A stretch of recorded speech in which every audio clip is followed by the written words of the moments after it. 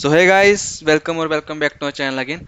तो गाइस, इस वीडियो में हम क्वेश्चन सॉल्व करेंगे एक और लीड कोड का। क्वेश्चन का नंबर है 167 और क्वेश्चन का नाम है two sum in input sorted array. Array is sorted, ठीक है बेसिकली। तो क्वेश्चन का कह रहा है, क्वेश्चन को पढ़ लेते हैं। लेकिन वीडियो शुरू करने से पहले बताना चाहूँगा, अगर आपको सोल्यूशन मेरा अच्छा लगता है, अगर आपको सीखने को मिलता है, तो प्लीज़ चैनल को सब्सक्राइब कर लीजिएगा। मैं रेगुलर बेसिस पे लीड कोड का सोल्यूशन डाल रहा हूँ और अच्छे तरीके से समझाने की कोशिश करता हूँ, ताकि जो भी आप इससे लोग हैं उनको अच्छे से समझ आए, जिनको भी हेल्प चाहिए। ठीक है ना। अब चेक कर लेते हैं, क्वेश्चन को पढ़ लेते हैं। क्वेश्चन में क्या बोला है? Given if one indexes array of integer nums that is already sorted in non decreasing order, find two numbers such that they are at a specific target. ठीक है ना। तो क्या बोल रहे हैं बेसिकली क्वेश्चन में बोल रहे हैं कि आपको एक सॉर्टेड एरे दे रखा है। उन्होंने आपको बोला है कि दो नंबर को पता करना है जो कि ऐड होने पे हमको टारगेट की वैल्यू देते हैं। तो बेसिकली यही बोला गया है। तो written indices of number index 1 and index 2 added by 1 as an integer array of length 2। ठीक है। तो इन्होंने बोला है कि देखो, जैसे कि एरे दे रखा है, द टेक्स्ट जनरेट, इन्होंने बोला है कि एग्जैक्टली एक सोल्यूशन मिलेगा आपको इस एरे में। ठीक है ना। You may not use the same element twice, और आपको उस एलिमेंट को दोबारा यूज नहीं करना है।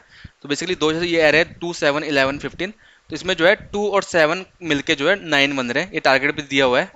तो इस वाले को ऐसे ऐसे इंडेक्सेस पता करने हैं जो कि मिलने के बाद हमारा टारगेट बन रहे हैं।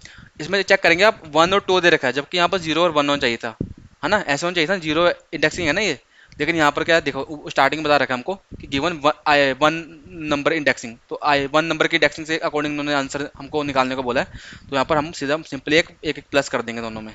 तो ये क्या हो जाएगा, 1 और 2। तो हमारे हमको ऐसे कुछ ऐसे ही सोल्व करना है। हमको एरे दे रखा है बेसिकली, तो हमको जो है टारगेट पता करना है कि कौन से दो एलिमेंट है जो वो अब हमको टारगेट बना रहे हैं। अगर हमारा टारगेट 13 होता तो 2 और 11 टारगेट बना रहे हैं, और इनका इंडेक्सिंग 0 और 2 है।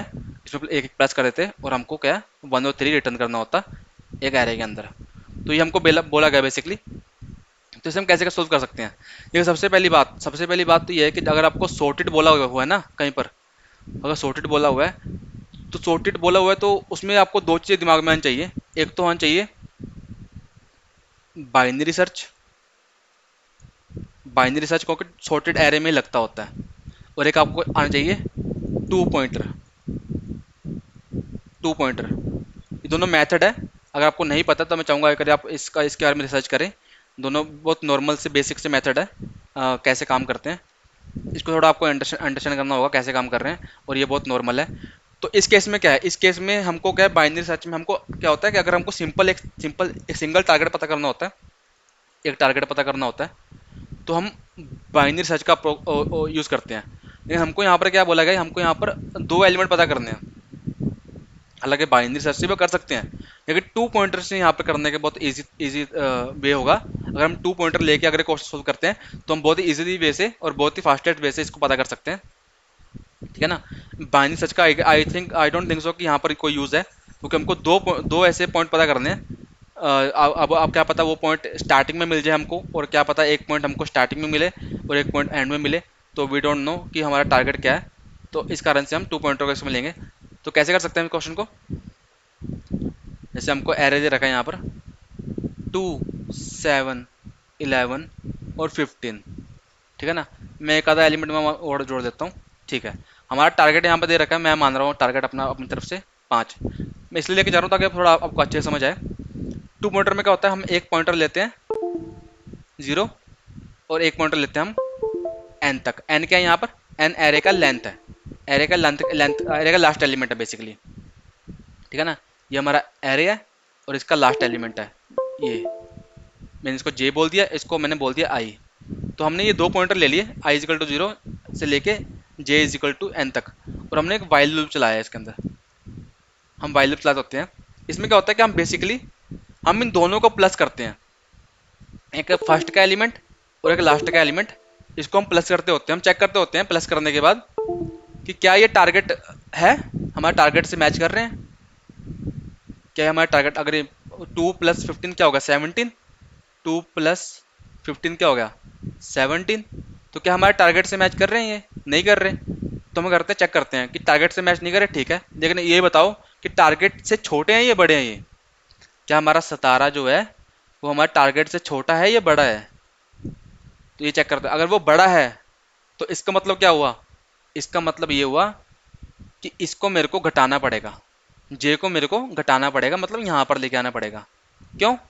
अब आप सोच कर देखिए कि अगर मेरा आई प्लस जे टारगेट से ही बड़ा है, मतलब टारगेट ही छोटा हो गया उसके सामने, तो क्या मैं ये बोल सकता हूँ कि मेरा जो ये वाला जे वाला है पोजीशन, ये डेफिनेटली ये हमारा आंसर नहीं हो सकता?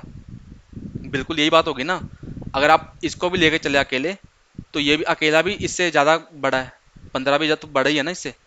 और अगर ऐसा नहीं होता, मान लो अगर हम ऐसा होता कि हमारा जो टारगेट है छोटा होता, ऐसे कि मान लो यहाँ पर होता हमारा वन, यहाँ वन होता, तो टू और प्लस वन क्या हो गया, थ्री। तो हम चेक करते क्या थ्री हमारा टारगेट से बड़ा है?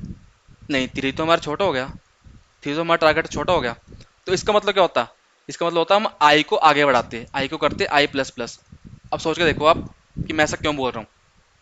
वो किसी भी कंडीशन में अगर मेरा टारगेट जो है 5 है और मेरा ये दोनों को जोड़ के ही कम वैल्यू आ रही है, तो मुझको ऑब्वियसली बढ़ाना होगा ना, क्योंकि सॉर्टेड एरे है। सॉर्टेड एरे का फायदा यही होता है कि उसमें जो हमारे लार्जेस्ट एलिमेंट होते हैं वो एंड में होते हैं, और शॉर्टेड सबसे कम वाले एलिमेंट होते हैं शॉर्टेस्ट, वो आगे होते हैं, ठीक है, लेफ्ट साइड में।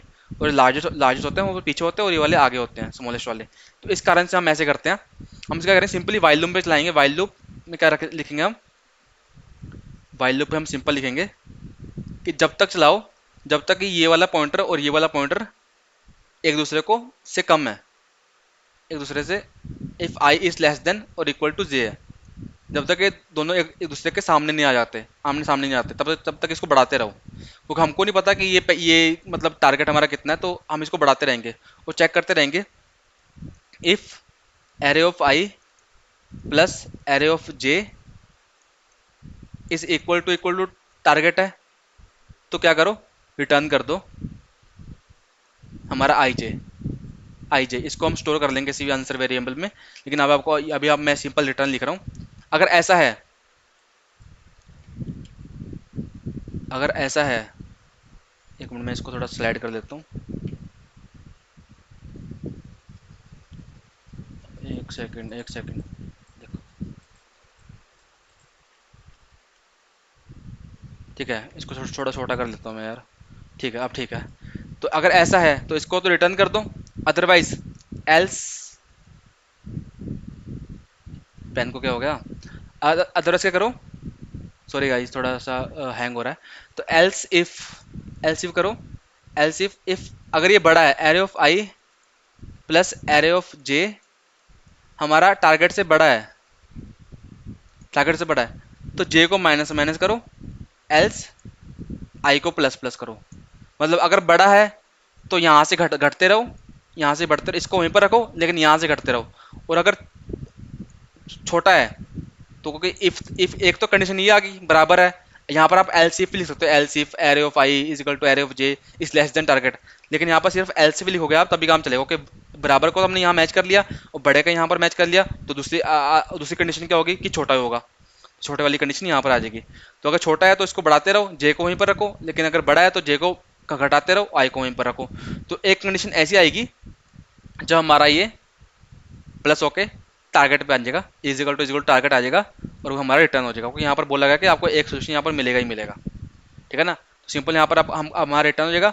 लेकिन अगर फिर भी अगर कोई हमको क्वेश्चन ऐसा मिलता होता जहाँ पर बोला होता कि हमको नहीं पता कि सोल्यूशन मिलेगा कि नहीं मिलेगा, हो सकता है ना ही मिले, तो उस कंडीशन में आप -1 रिटर्न करिए। अगर ऐसे बोला होता तो हम लूप के बाहर आकर सिंपल रिटर्न -1 कर देते कि पूरा का पूरा ये लूप चल गया, लेकिन इसको आंसर नहीं मिला तो रिटर्न -1 हो गया।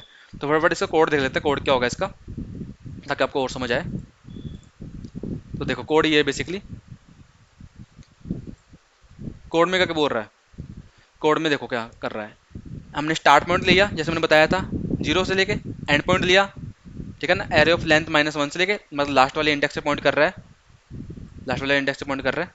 मैंने लूप चलाया, while S is less then E, start is less then and, बस 0 छोटा है जब तक इससे, ठीक है ना, इससे इस वाले इंडेक्स से 0 1 2 3, जब तक 0 3 से छोटा है तब तक लूप चलाओ।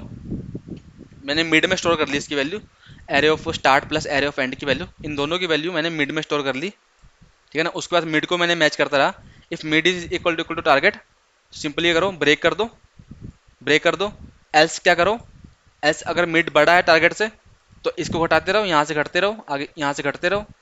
ऐसे करो, स्टार्ट को प्लस प्लस यहाँ से बढ़ते रहो, यहाँ से बढ़ते रहो।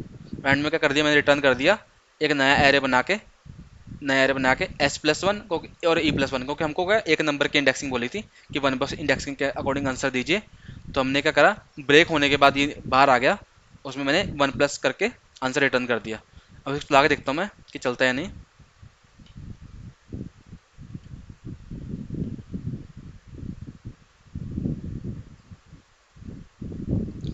चल गया गाइस, सबमिट करके देखते हैं।